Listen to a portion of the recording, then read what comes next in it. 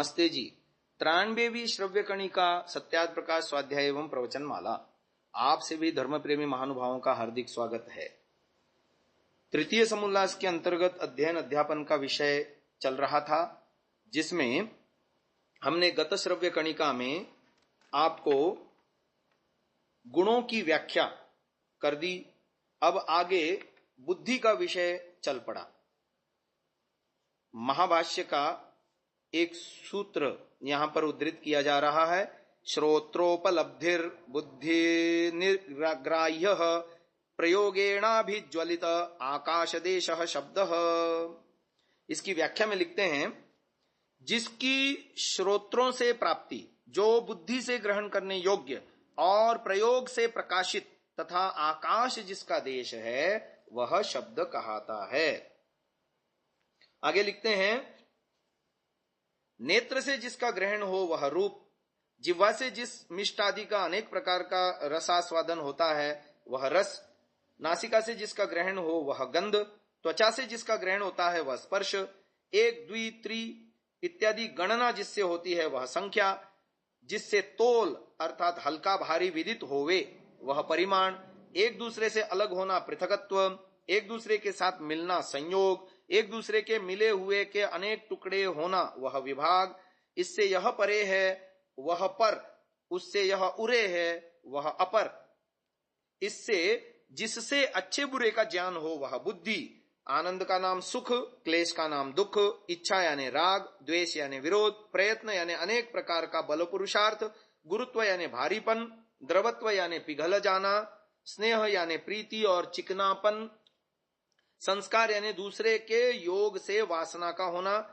धर्म यानी न्यायाचरण और कठिनत्वादि, अधर्म यानी अन्यायाचरण और कठिनता से विरुद्ध कोमलत्वादि, ये 24 गुण हैं। तो ये विस्तार से थोड़ी सी बात बता दी। तो श्रोत्र उपलब्धि इस शब्द का विवेचन करते हुए ग्रंथकार ने ऋग्वेदादि भाष्य भूमिका में लिखा, श्रोत्रेन्द्रियेण ज्ञानम यस्य बुद्धया नितराम ग्रहीतुम योग्यः उच्चारणेनाभिप्रकाशितो यो यस्याकाशो देशो अधिकरणम वर्तते स शब्दो भवतीति बोध्यम। अर्थात कान से सुन के जिसका ग्रहण होता है, बुद्धि से जो जाना जाता है, वाग इंद्रिय से उच्चारण करने से प्रकाशित होता है, और जिसका निवास स्थान आकाश है, उसे शब्द कहते हैं। अब कर्म और कर्म भेद के लक्षण बताते हैं। वैशेषिक दर्शन का सूत्र दिया जा रहा है, उत्क्षेपणम अवक्षेपणम आकुंचनम प्रसारणम गमनमिति कर्माणि। उत्क्षेपण यानी ऊपर को चेष्टा करना, अवक्षेपण यानी नीचे को चेष्टा करना, आकुंचन यानी संकोच करना, प्रसारण यानी फैलाना, गमन यानी आना जाना घूमना इत्यादि, इसको कर्म कहते हैं। यानी कर्म के अंतर्गत इतनी चीजें आ गई। कौन कौन सी? पहला है उत्क्षेपण, दूसरा है अवक्षेपण, तीसरा है आकुंचन, चौथा है प्रसारण, पांचवा है गमन। तो ये कर्म के भेद हैं। अब कर्म का लक्षण बता रहे हैं, वो भी वैशेषिक सूत्र के द्वारा।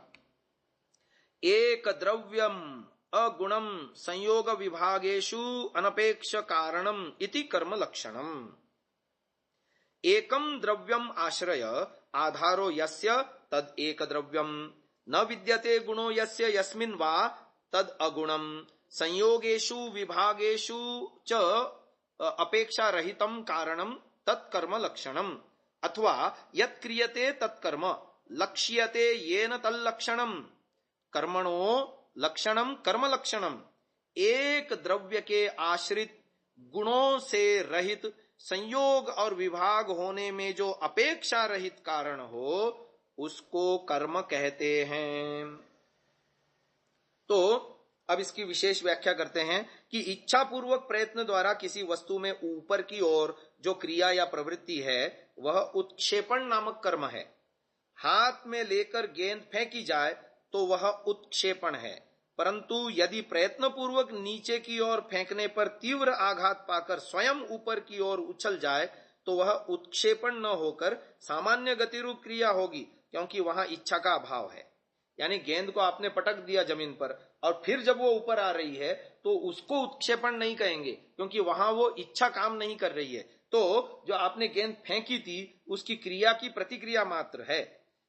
इसी प्रकार मूसल को ऊपर उठाकर निम्न स्थित वस्तु पर चोट करने की इच्छा से प्रयत्न पूर्वक उसे नीचे की ओर लाने की क्रिया को अवक्षेपण नामक कर्म कहा जाएगा। किंतु यदि मूसल को ऊपर उठाकर अधर में ही छोड़ दिया जाए तो उसका नीचे की ओर गति करके स्वतः गिर जाना अवक्षेपण नहीं कहा जाएगा, अपितु सामान्य गति या क्रिया कही जाएगी, क्योंकि उसमें इच्छा पूर्वक प्रयत्न का अभाव है। आकुंचन का अर्थ है सिकुड़ना या सिकोड़ना। किसी वस्तु के आकार या फैलाव को थोड़े प्रदेश में सीमित कर देने वाली क्रिया आकुंचन है, और उसी को पूर्व अवस्था में ले जाने वाली क्रिया प्रसारण नामक कर्म है।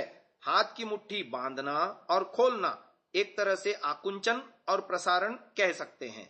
सूत्रगत गमनम शब्द से पूर्वोक्त उत्क्षेपण आदि के अतिरिक्त उन समस्त क्रियाओं का ग्रहण हो जाएगा जो द्रव्य समुदाय में साधारण रूप से होती रहती है, जैसे भ्रमण, चाक या पहिया आदि का घूमना, रेचन यानी मल मूत्र का विसर्जन, स्पंदन यानी जल आदि द्रव्य पदार्थों का बहते रहना, ऊर्ध्व ज्वलन अग्नि आदि का ऊपर की ओर गति करना आदि विविध प्रकार की समस्त प्रकार की क्रियाओं का समावेश गमन नामक कर्म में हो जाता है।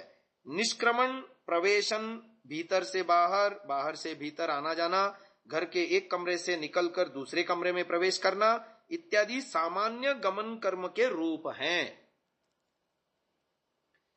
एक द्रव्य गुणम, एक द्रव्यम अगुणम। जब कोई क्रिया होती है उसका आश्रय द्रव्य केवल एक रहता है।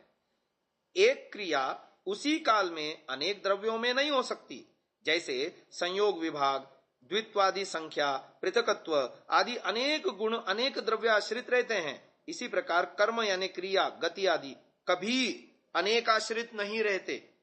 कर्म कभी गुण का आश्रय नहीं होता। यहाँ आश्रयता समवाय संबंध से समझनी चाहिए। अब कुछ द्रव्य नित्य हैं और कुछ अनित्य हैं। गुण भी नित्य भी होते हैं, अनित्य भी होते हैं, परंतु कर्म कभी नित्य नहीं होता। प्रत्येक क्रिया उत्पन्न होती है और अपना कार्य संपन्न कर नष्ट होती ही रहती है। सूत्र के प्रथम पदों को लेकर सूत्रार्थ होगा जो केवल एक द्रव्य में आश्रित रहता है पर गुण नहीं है, कर्म है। तात्पर्य हुआ कि एक द्रव्य वृत्ति गुण को छोड़कर जो पदार्थ केवल एक द्रव्य आश्रित रहता है वह कर्म है। अब आते हैं द्रव्य गुण।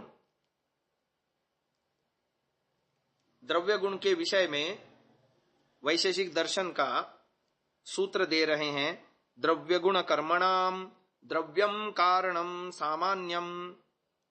जो कार्य द्रव्य गुण और कर्म का कारण द्रव्य है वह सामान्य द्रव्य है। अब ये परिभाषा थोड़ी सी क्लिष्ट हो गई, थोड़ा सा इसको खोलते हैं। द्रव्य गुण कर्म तीनों का द्रव्य समान रूप से कारण है। द्रव्य जैसा द्रव्य का कारण है वैसा ही गुण और कर्म का भी। तात्पर्य हुआ कि किसी भी कार्य द्रव्य का समवायी कारण केवल द्रव्य होता है। प्रत्येक कार्य द्रव्य अवयवी कहा जाता है। वह अवयवी द्रव्य अपने कारण द्रव्य अवयवों में समवाय संबंध से आत्मलाभ करता है। जैसे पट आदि अवयव तंतु, तंतु पट के समवायी कारण है। तंतु के अवयव अंशु, अंशु तंतु के समवायी कारण है। अंशु के और छोटे छोटे रेशे उसके समवायी कारण है। यह कारण परंपरा का क्रम द्वय गुणक तक चला जाता है। यानी कपड़े के अंदर धागा, धागे के अंदर कपास, कपास के अंदर उसके जो है ना छोटे छोटे रेशे, रेशे के अंदर और भी छोटा करते जाओ परमाणु, सूक्ष्म लेवल तक वह संबंध चला जाएगा। यानी स्थूल से द्वयणुक तक प्रत्येक इकाई अवयव भी है और अवयवी भी, परंतु द्वैणुक के समवायी कारण दो परमाणु अपने रूप में केवल अवयव हैं। वैशेषिक में द्वैणुक में केवल दो अणु होते हैं, इसलिए वो केवल अवयव रूप हैं। वैशेषिक में द्रव्य विवरण पृथ्वी आदि के परमाणुओं को द्रव्य मानकर प्रस्तुत किया गया है। इसलिए यहाँ पृथ्वी आदि द्रव्य का परमाणु अवयवी मात्र इकाई है। उसके आगे अवयवों की कल्पना इस शास्त्र का प्रतिपाद्य विषय नहीं है। यानी ये स्थूलता को लेकर के ही बात करता है, अति सूक्ष्म अवस्था में नहीं जाता। आगे बात आती है द्रव्याणाम द्रव्यम कार्यम सामान्यम।